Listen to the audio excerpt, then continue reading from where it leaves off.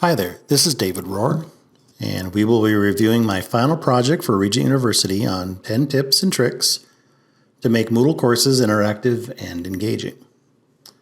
So I decided to use Moodle LMS for this assignment because I was dealing with Moodle tips and tricks. I will be logging in to my Moodle site as a student where I am already enrolled in the course. Before I get started, I want to thank Dave Ford for the content, and his blog can be found at a6training.co.uk. This course is self-guided, and I took advantage of a new, to me, course format called Trail, which displays the sections as a series of stops along a path. If you're interested in this, if you have Moodle, you can also display this as a river, I believe, and a puzzle, and it's pretty neat. Completion tracking is enabled for each activity, but the learners can move around the course in really any way they want.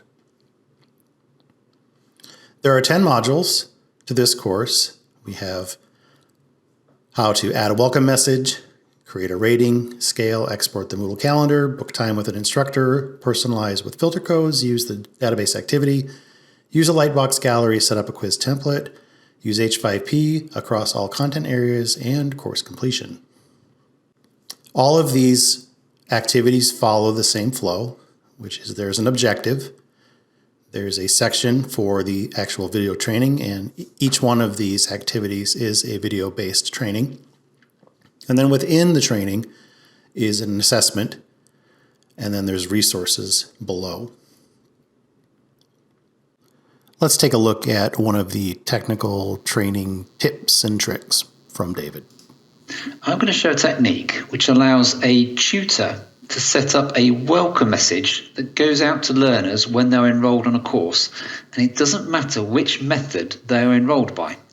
Now, at the moment, there are things where if somebody self-enrolls, they can get an email saying welcome to the course, but it only works on certain enrollment types. So what this does is it will work with any enrollment type, and it also creates a one-to-one mechanism to allow a conversation to take place between the tutor and the student. Now, to do this, we're going to use an activity called the dialogue. So you need to go onto the Moodle plugins page, and it's a module called dialogue, and it's got this orange icon here. So you'll need to get that installed on your Moodle first, and then once you've got it installed, we can then add an item as an activity. And if I just quickly go into the settings, you can give a brief description as you'd expect, give it a title. You can specify maximum attachment size and the number of attachments. If you are using groups within your course, you can tick the box to use course groups. And then the other settings are relatively straightforward. I'm changing the completion tracking so it doesn't indicate activity completion because they don't need to use it if they don't want to.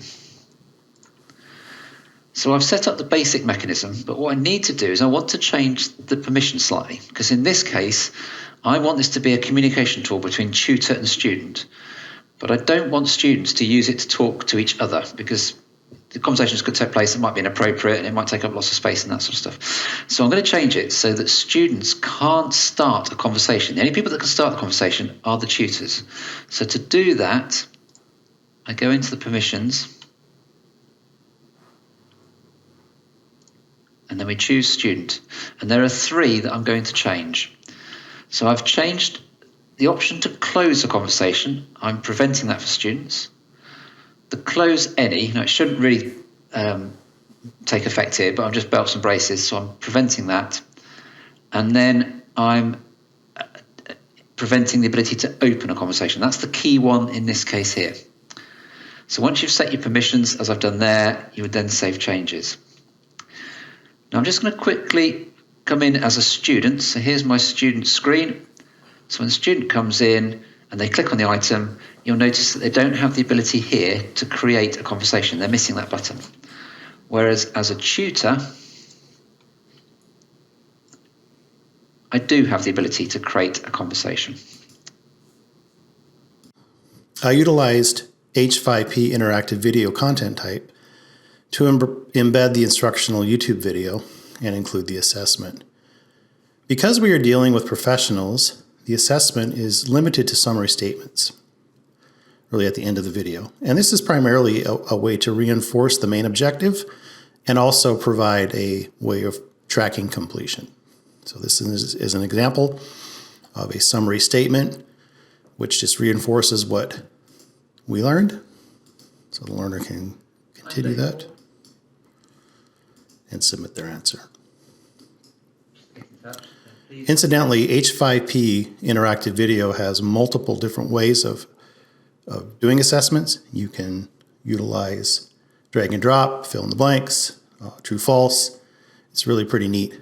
And one of the benefits of it is that if you have content such as this YouTube video, for instance, you can take advantage of it and then add interactivity and assessments along within the video without having to start from scratch.